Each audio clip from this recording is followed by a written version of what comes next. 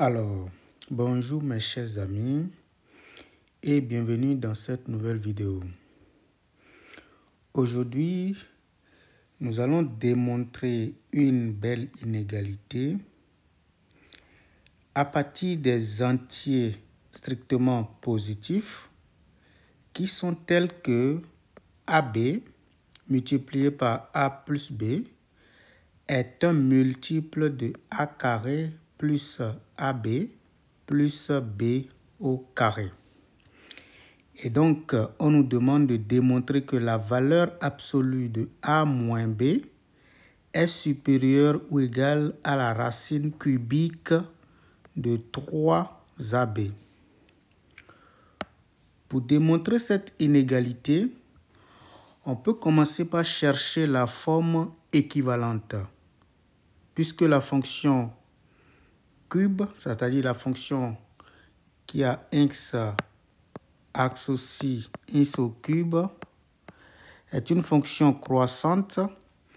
Alors, pour comparer, c'est-à-dire que pour démontrer cette inégalité, on peut simplement regarder la forme équivalente. On prend les cubes.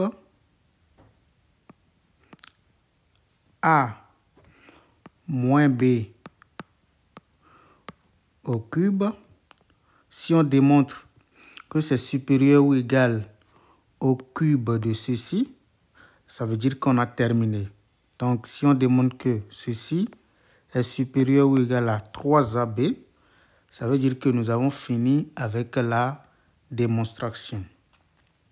Autrement dit, on peut aussi démontrer que valeur absolue de A moins B, le tout au cube, divisé par 3AB est supérieur ou égal à 1. Parce que ici, nous avons affaire à des quantités positives, donc il n'y a pas de souci lorsqu'on cherche à diviser. Donc, si on parvient à démontrer soit ceci directement, soit l'une des deux nouvelles inégalités que je viens d'écrire, ça veut dire que nous avons terminé. Qu'est-ce que nous pouvons faire ici? Nous pouvons commencer par regarder la première hypothèse. Il s'agit de l'hypothèse AB multiplié par A plus B qui est un multiple de A carré plus AB plus B carré. Comme c'est un multiple, cela signifie simplement qu'il va exister un entier naturel parce que ici, nous avons affaire à des quantités positives. Donc, il va exister un entier K supérieur ou égal à 1 tel que AB, facteur de A plus le B, soit égal à K fois A au carré plus AB plus B au carré. Mais puisque nous n'avons aucune information sur A et B, nous pouvons passer par le PGCD. Donc, si on pose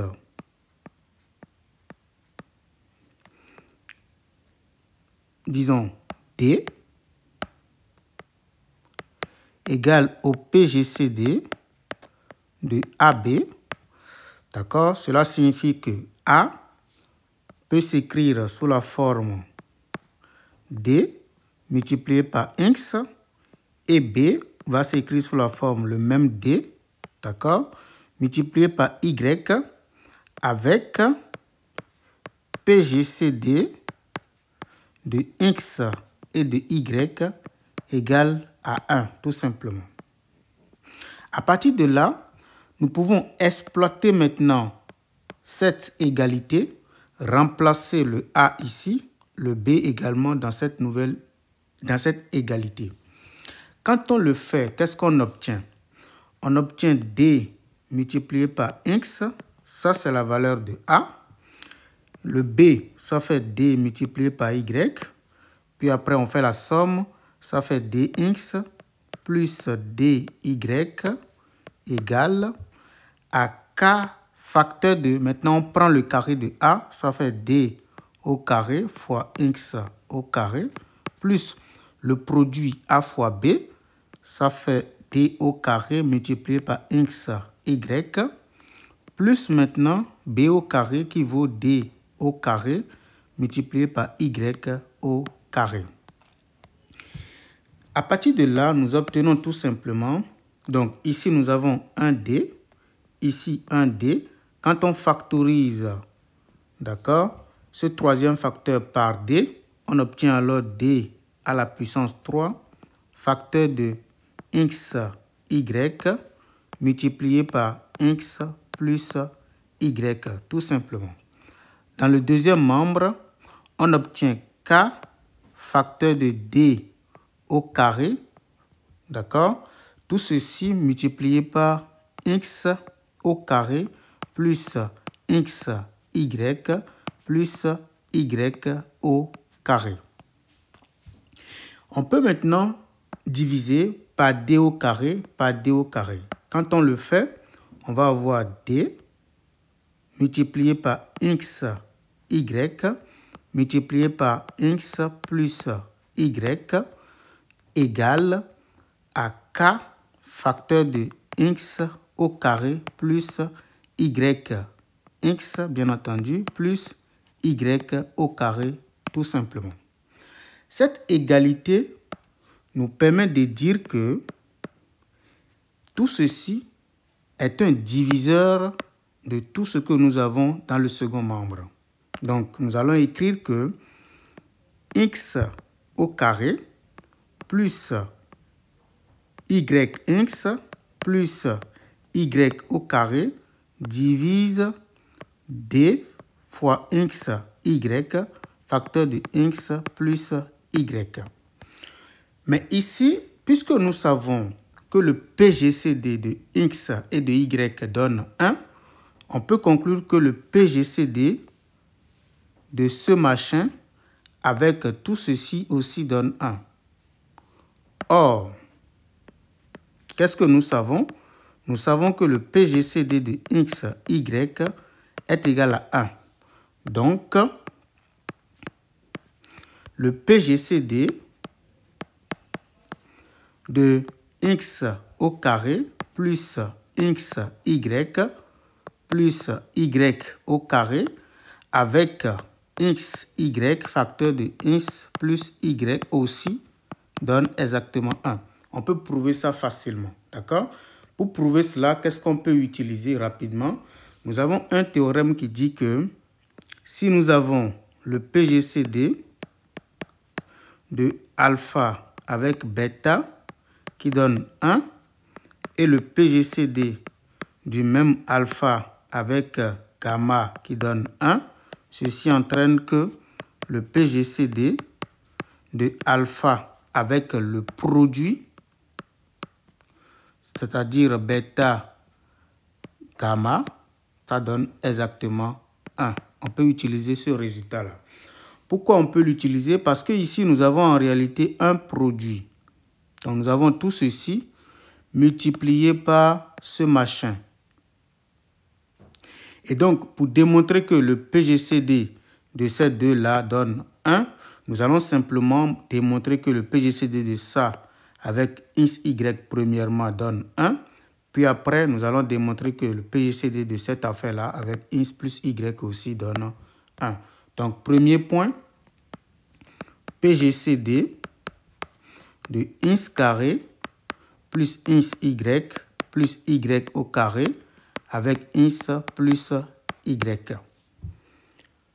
égale 1. Pourquoi? Si on choisit, d'accord, P, un diviseur quelconque, un diviseur, d'accord, commun à x carré plus x, y au carré et à x plus y, d'accord, nous pouvons être sûrs de la chose suivante.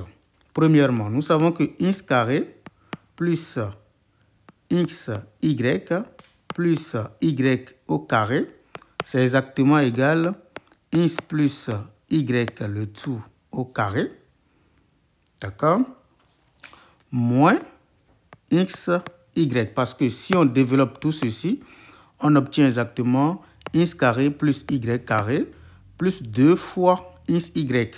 Et donc, si je fais moins x y, j'obtiens exactement le x y. Comme D est un diviseur commun à x carré plus y carré plus x y, d'accord, et à x plus y, en particulier D divise naturellement ceci.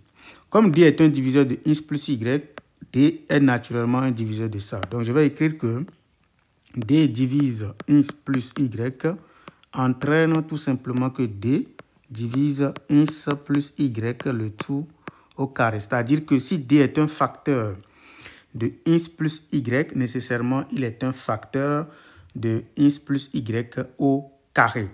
Mais vu que nous savons que D divise également ceci, ça voudra dire que D divise la différence. Donc, nous pouvons conclure que D divise la différence, c'est-à-dire x plus y au carré moins, entre parenthèses, ce machin-là. Il s'agit de x au carré plus xy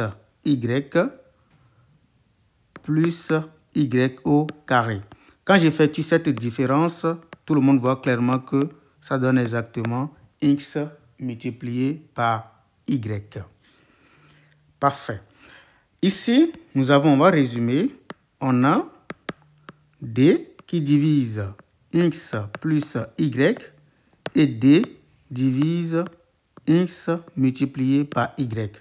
Conclusion, D va diviser le PGCD de x plus y et de x, y. Donc ça, c'est une formule, c'est un résultat naturel, d'accord? Si deux nombres x et y sont premiers entre eux, nécessairement, leur somme et leur produit également sont premiers entre eux. On peut utiliser l'identité de Bézout pour retrouver ça facilement. Ça, c'est égal à 1. Et donc, on constate que le D, donc si je le prends positif, il suffit de prendre D comme diviseur, un diviseur positif ici. Excusez-moi, je prenais P, P diviseur positif. Donc, c'est P, tout ce que j'utilise ici, sorry. D'accord, c'est juste pour démontrer cette formule-là. P. Voilà. Donc, on constate que P, d'accord, divise 1. Comme il est positif, le seul diviseur positif qui divise 1, c'est 1 lui-même. Donc, P est égal à 1. Donc, nous avons choisi un diviseur positif quelconque de ces deux nombres-là. Puis, on a constaté que ce diviseur positif n'est rien d'autre que 1. D'où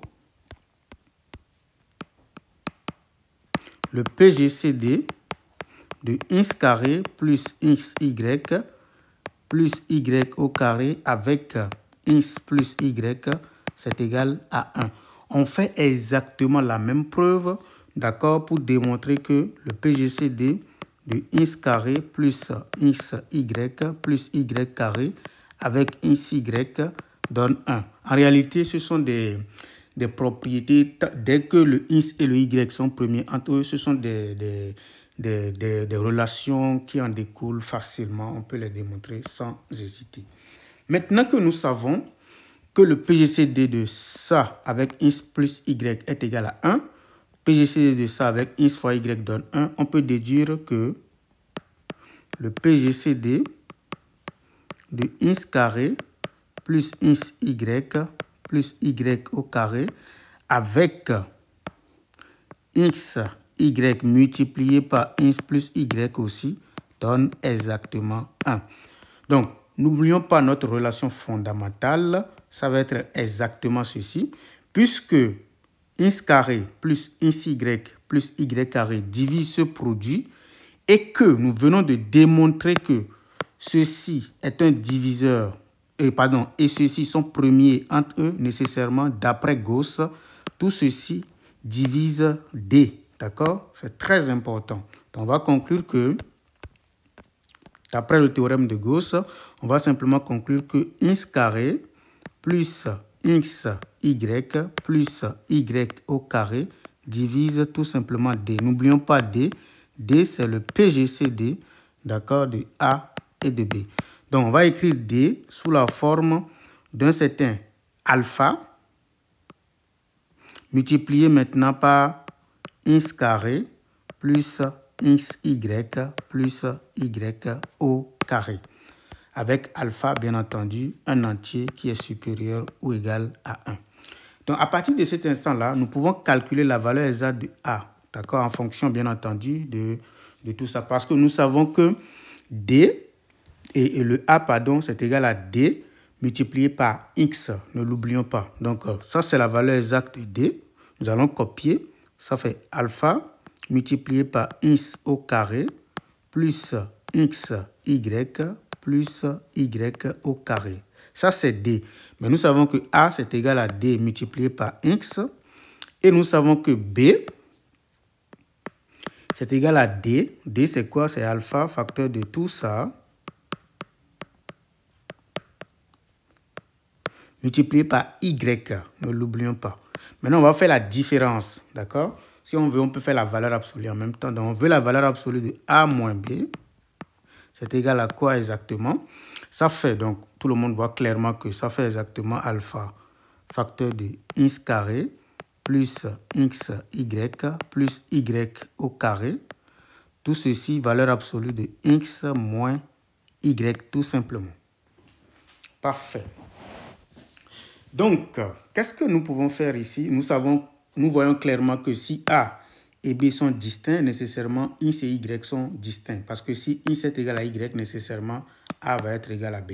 D'accord? Donc, on voit clairement que le X aussi est différent de Y. OK. Donc, nous connaissons désormais la valeur absolue de A moins B. Nous allons calculer aussi comment appelle-t-on, le 3AB, nous ne l'oublions pas. Donc, le 3AB, si vous voulez, puisque j'avais demandé le cube de tout ça, je peux prendre le cube maintenant. Ça fait le cube ici, ça fait le cube ici, ça fait le cube ici.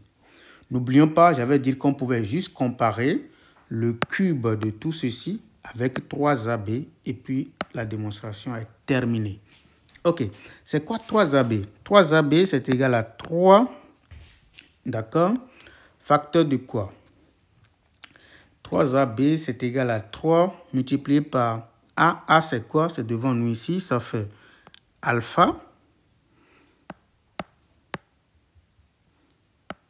au carré multiplié par, donc 3AB multiplié par x au carré plus xy plus y au carré, le tout au carré. D'accord? Et maintenant, x multiplié par y. Donc, nous voulons comparer maintenant. Pour comparer, je peux directement faire le quotient. D'accord? Je peux simplement faire, disons, valeur absolue de A moins B au cube. D'accord? Je peux diviser par, si je veux, AB. Et je compare par rapport à 3 si je le souhaite. Donc, si je divise, qu'est-ce que j'obtiens exactement? J'obtiens la chose suivante. Ça me fait... Allons-y avec la division. Ça fait alpha au cube, facteur de x au carré, plus xy, plus y au carré, le tout à la 3, multiplié par x moins y à la 3 sur, d'accord? Donc, alpha au carré, si je prends juste AB, d'accord, là je laisse le 3, ça fait x au carré plus xy plus y au carré, le tout au carré multiplié par x fois y. Donc, je peux commencer par simplifier. Donc, si on simplifie, on obtient alpha. Si on simplifie, on obtient x au carré plus xy plus y au carré. D'accord? Multiplié maintenant par x moins y, le tout au cube sur xy. Mais qu'est-ce que nous savons? Nous savons que le alpha est supérieur ou égal à 1. Ceci aussi est supérieur ou égal à 1. Puisqu'il est différent de 0, nous sommes avec les entiers. Donc forcément, ceci est supérieur ou égal à 1. Du coup, on peut dire que tout ceci est supérieur ou égal à x au carré plus xy plus y au carré divisé par x fois y. Et ça, on peut calculer en disant que ceci est supérieur ou égal, Donc, ça fait x au carré divisé par xy plus xy divisé par xy plus y au carré divisé par xy. Nous obtenons alors x sur y plus y, bon ça fait 1, d'accord, je peux l'écrire juste après ici. Voilà, donc ça fait 1, le deuxième terme. Et puis le troisième terme, d'accord, ça va être exactement y sur x tout simplement. Tout le monde est d'accord avec moi que ceci, si je veux, je peux calculer en disant que ça fait... Normalement, ça, c'est une identité aussi, c'est supérieur ou égal à 2, mais on peut démontrer facilement. Ça fait x au carré plus y au carré sur xy plus 1. Or, nous savons que ceci est supérieur ou égal à 2 fois le dénominateur. Ça découle directement de cette inégalité qui n'est rien d'autre que x carré plus y carré moins 2y. Donc ça, c'est supérieur ou égal à 0. Donc ceci est supérieur ou égal, d'accord, à xy. Et comme les x et les y sont positifs, nous obtenons directement tout ceci qui est supérieur ou égal à 2 plus 1. Et donc supérieur ou égal à 3. Donc, on vient de démontrer que valeur absolue de a moins b à la puissance 3 sur ab est supérieure ou égale à 3. Donc, nous pouvons dire que valeur absolue de a moins b à la puissance 3 est supérieure ou égale à 3ab. Par conséquent, la valeur absolue de a moins b est supérieure ou égale à la racine cubique, d'accord, de 3ab. Voilà, c'est la fin de cette vidéo. N'hésitez pas à nous dire en commentaire ce que vous en pensez. Et si possiblement vous avez une méthode assez gentille, ce sera la bienvenue. Merci beaucoup.